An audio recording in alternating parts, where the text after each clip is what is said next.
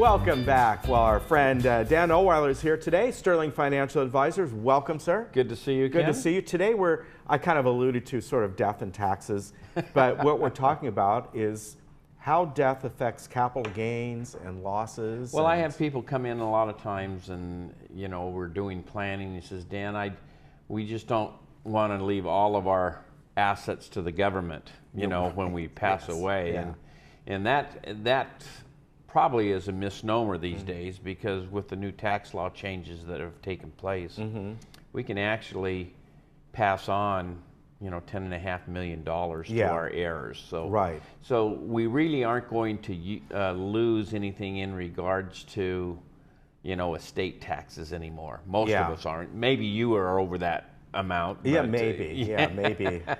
When I go to bed and I dream. Dream, right? Well, maybe you know, Buffett might run into that. But anyway, so we don't run into estate taxes that much, but sometimes there's different kind of taxes. Yeah. We can have an IRA that's still going to have income tax, just not estate tax. Okay. And so a lot of people think that, hey, if I die, am I going to lose all of my house to the government instead of my kids? And one of the things they have when somebody dies is what they have called a stepped up basis in capital gains. Okay. So if you buy a house, let's say for, you know, here in Southern California, $500,000. Yeah. And you've lived in it for 30 years, and that's now worth $1 million.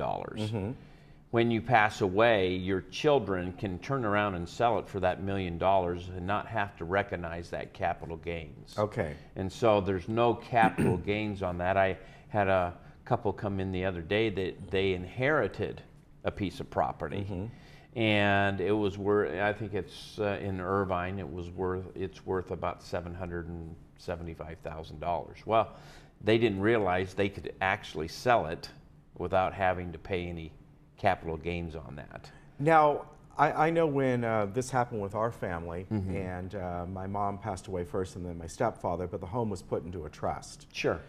Do you need to do that? No, you don't have to have it in a trust. The trust will still get the stepped up basis. Okay. But a lot of times people don't realize this happens to stock as well. Okay. Okay, I buy Apple stock when it first came out for $6 a share or whatever it is, and it's now split and climbed to, you know, whatever it is. When you pass away, that stock actually has a stepped up basis as well. Okay. And so the heirs can sell that stock, or they can keep it. A lot of people would probably keep Apple stock, I don't know. But if they need it to buy a home or something like that, they could actually sell that and not have to recognize any capital gains because of that stepped up in basis. Okay, now would there be, I know when we sold the home, there were no income taxes on it because it was in a trust. Well, income taxes, at least for us at our position. Well, that's because there's no capital gains recognized. Capital gains would go on the income tax return. All right. But because there was no capital gains, there wouldn't be any income tax. Okay. Unfortunately, that's not the case with IRAs or retirement accounts, 401ks. It would be nice if our parents' IRA of $400,000 that has grown to $600,000 could be passed on without, you know, that, but they don't do that. The IRS says that money hasn't been taxed yet, so they're income tax, but no estate taxes. Okay, let's talk about the other side, capital losses. Well, you know, the government says that if you have capital losses, there's long-term and short-term capital losses, obviously. If you have a long-term capital loss and you can offset capital gains with that, and if you have more losses than you do capital gains, you can write off $3,000 of against your ordinary income any given year. Okay. Now, unfortunately, when someone passes away and they have capital loss carryover, that goes away. Okay. The heirs don't get to use those capital losses as part of their estate calculations and things along that line. Okay, now what about somebody who, they come into you and they want to prepare for this? Is there anything that they need to be doing? Do they need to put it in a trust? Do they just, especially when a home or something, can they obviously, most of the time you want all of your what they call non-retirement accounts or non-qualified accounts, IRAs, 401ks, 403B plans, 457 plans. Those types of plans ought to have individual beneficiaries' names. Right. All of your what they call non-qualified money, just personal investment accounts, your house, personal assets, those you want to have inside a trust to avoid the probate process. Okay. If you don't have it in a trust, that has to be submitted to probate. You get attorneys involved, you get the courts involved, and you kind of lose control of the assets because now the judge or the probate process takes control of that, and they tell you when you can distribute it and when you can't. Okay. And so you want to avoid the probate process as much as possible. Your retirement accounts have beneficiaries, so it bypasses probate, and so you want your non-retirement accounts to be in a trust so it can do that as well. Okay, let me ask you, if the person, the parent who passes away, beyond their house they have another house they rent out, or maybe a very small commercial rental property or something like that. Business. How does that work in as far as the capital gains? Is that looked at differently? No, it's when the heirs inherit it, it's the fair market value of the price then. Okay. So even though they bought maybe